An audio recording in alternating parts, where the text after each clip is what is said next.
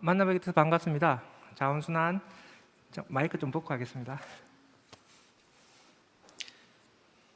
자원순환 사회경제연구소 홍수열 소장이고요. 플라스틱 재활용과 관련된 이야기를 하려고 하는데, 문제가 무엇인지는 명확하고 여기 계신 분들도 다 알고 계시리라고 생각을 합니다. 문제는 이 문제를 어떻게 풀어야 될 것인가 라고 하는 해법이 굉장히 다양하다라고 하는 것이죠. 플라스틱이 문제가 되는 것은 결국은 많이 사용하고 있다라고 하는 것 때문인 것 같습니다. 그러니까 많이 사용하기 때문에 쓰레기가 많이 나고 쓰레기 관리가 제대로 안 되니까 굉장히 골칫덩어리다라고 얘기를 합니다. 그래서 플라스틱을 심지어는 악의 물질이다, 대단히 사악한 물질이다, 이렇게 비난을 하면서 조금 더 친환경적인 재질로 대체하자, 이렇게 얘기를 하는데요. 플라스틱의 역사를 쭉 훑어보면 재미있는 것은 1960년대에 일회용 비닐봉투가 처음 개발이 되었습니다. 스웨덴의 툴린이라고 하는 사람이 일회용 비닐봉투를 개발을 했죠. 툴린이 일회용 비닐봉투를 처음 개발했을 때의 목적은 환경을 보호하기 위해서입니다. 당시 슈퍼마켓에서 남용되는 일회용 종이봉투를 보고 이렇게 종이봉투를 남용하다가는 숲이 남아나질 않겠다. 그래서 종이를 대체할 수 있는 그 숲을 보호하기 위한 물질이 필요하겠다. 이런 생각에서 일회용 비닐봉투를 개발을 한 거죠.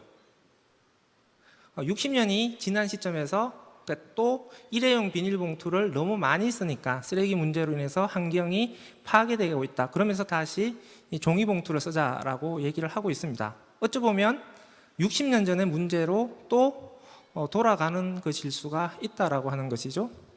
그래서 재질이 무엇이냐라고 하는 문제를 따진다라고 하는 것은 환경 문제가 발생하는 근본적인 본질을 보지 못하는 것이라고 생각을 합니다. 따라서 재질 대체 전략을 가기 전에 우리의 생산과 소비를 어떻게 현명하게 통제할 것인가 라고 하는 것이 중요하다고 생각을 합니다.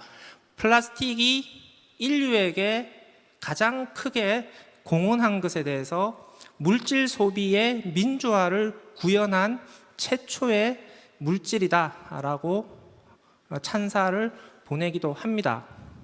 플라스틱이 가지고 있는 막대한 생산력, 값싸게 대량으로 생산할 수 있으면서 굉장히 뛰어난 기능성을 발휘를 하고 자연의 천연 물질을 아주 대단히 잘 모방할 수 있는 이런 성질 때문에 천연 자원에 의존했을 때에 인류가 직면한 물질 소비의 결핍 문제를 해소시켜 줄 수 있었다라고 하는 것이고요.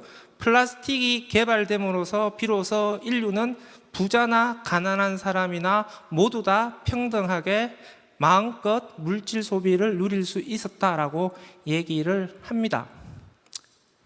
인간이 인위적으로 개발한 플라스틱을 통해서 인간은 물질 소비를 향유할 수 있게 되었다라고 하는 것이죠. 그래서 자연은 신이 인간에게 선물한 자연은 신이 인간에게 준 선물이라고 한다면 플라스틱은 인간이 인간에게 준 선물이자 축복이다, 이렇게까지도 찬사를 보내는 것이죠. 그런데 너무 많이 쓰면서 결국은 또 문제가 발생을 하는 것이죠. 65년 동안 200만 톤에서 4억 톤으로 200배가 사용량이 증가를 했습니다.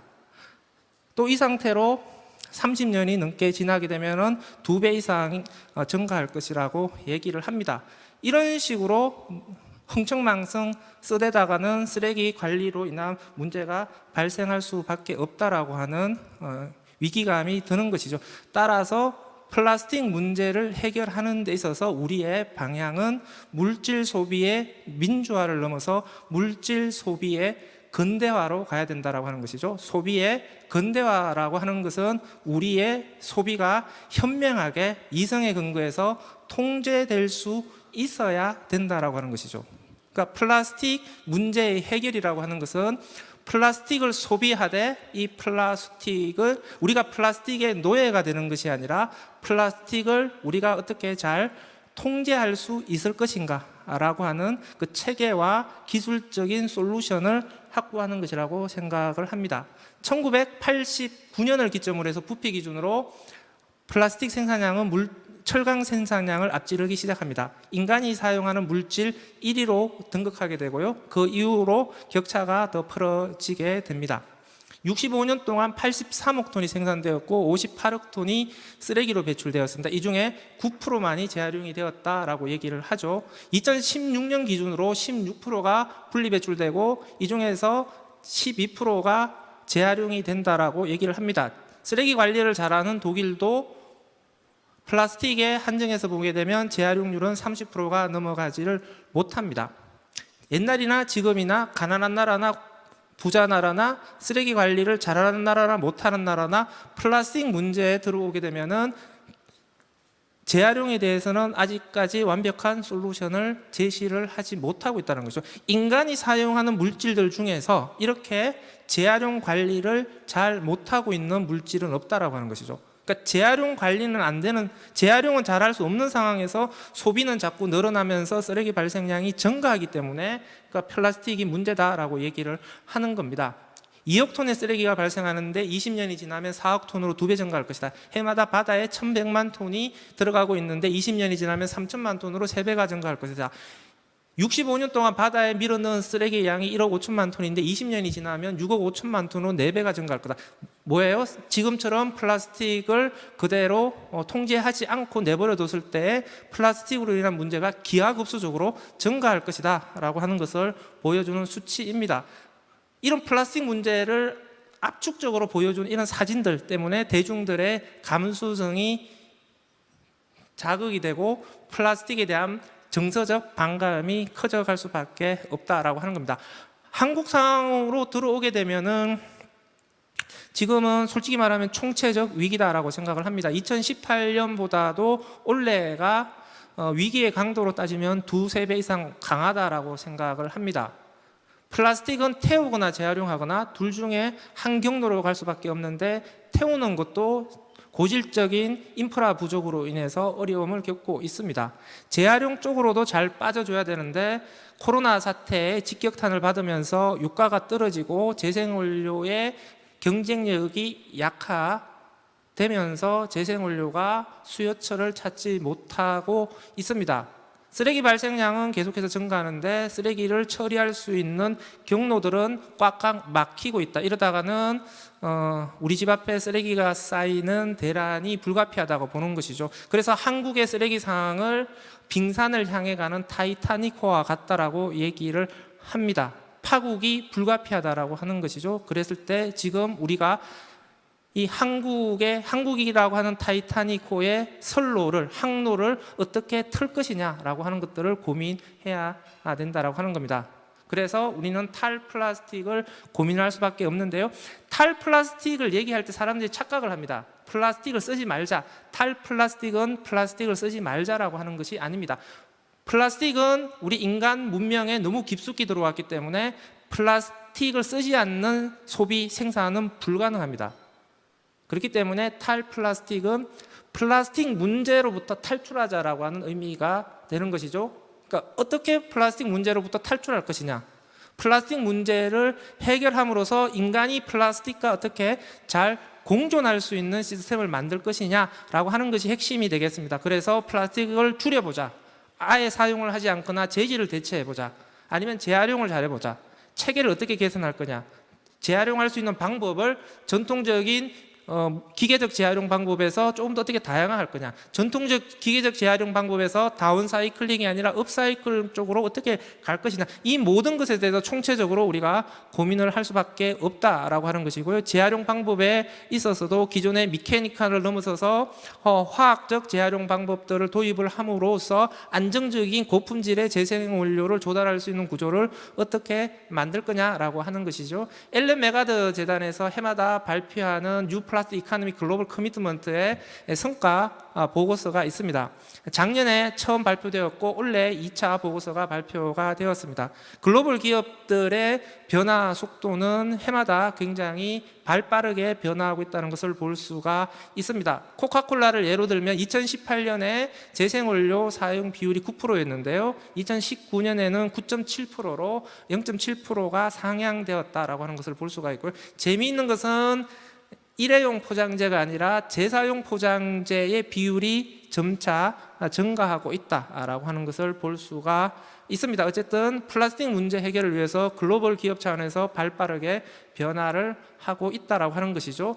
이 상황에서 이제 우리는 플라스틱 문제에 어떻게 대응할 것이냐. 첫 번째, 석유의 플라스틱은 사용량을 줄이면서 계속해서 순환을 시켜야 됩니다. 즉 하승연료의 신규 채굴을 축소시키고 탄소가 저장된 플라스틱을 물질로 순환시키면서 탄소 순환을 하자는 거죠. 그러므로 인해서 기후변화에 대응을 하자라고 하는 것입니다.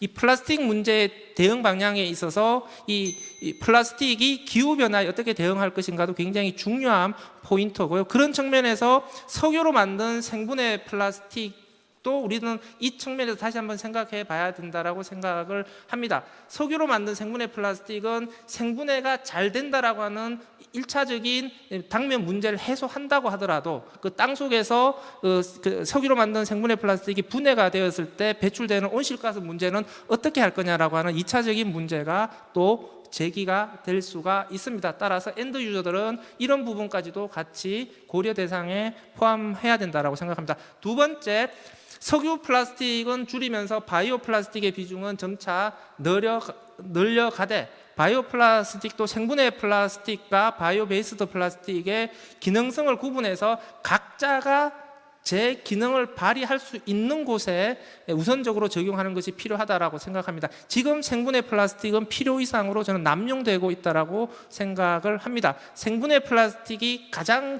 기능성을 발휘할 수 있는 것이 투기 가능성이 높은 지역이죠. 따라서 어구라든지 농업계 비닐 쪽에 생분해 플라스틱이 우선적으로 적용되는 것이 바람직하되 생분해 플라스틱이 자연에 투기되었을 때 혹은 자연에 버려졌을 때에 미세 플라스틱을 비롯한 모든 이슈들이 다 해소되고 있다라고 하는 것에 대한 검증, 입증도 저는 동시에 중요하다라고 생각을 합니다. 정부에서 관련된 계속 조사를 하고 있는데요. 조만간 이런 결과들이 계속 공표가 되면서 대중들의 생분해 플라스틱에 대한 불신들이 해소되어 가는 과정들을 가는 것이 필요하다라고 생각합니다. 생산 단계 재질 구조 개선들은 당연히 필요하고요. 재사용 확대 전략도 당연히 필요합니다. 그래서 일회용 사회에서 재사용 사회로 갈 수 있는 소비 유통 구조가 필요합니다. 네 번째 마지막으로 고품질의 재생원료 생산을 위한 분리수거, 선별, 재활용 인프라 개선 그리고 제도 개선이 필요하고요. 저는 궁극적으로는 재생원료 사용 의무화 제도는 갈 수밖에 없다라고 생각을 합니다. 따라서 환경부가 재생원료 사용 의무화 제도로 갈 수밖에 없다면 이 규제와 관련된 로드맵을 좀 더 명확하게 발표를 하고 이 규제 로드맵 하에서 기업들이 투자 계획들을 명확하게 세워서 신속한 투자들이 이루어지고 이해관계자들의 협력이 가속화되는 시스템을 만들어 주는 것이 필요합니다. 플라스틱은 혼자만의 힘으로 해결될 수는 없습니다. 밸류 체인에 있는 소비자까지 포함해서 모든 사람들의 공동의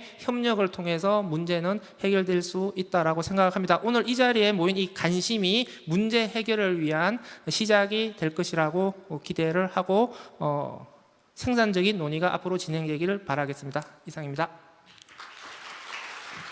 네.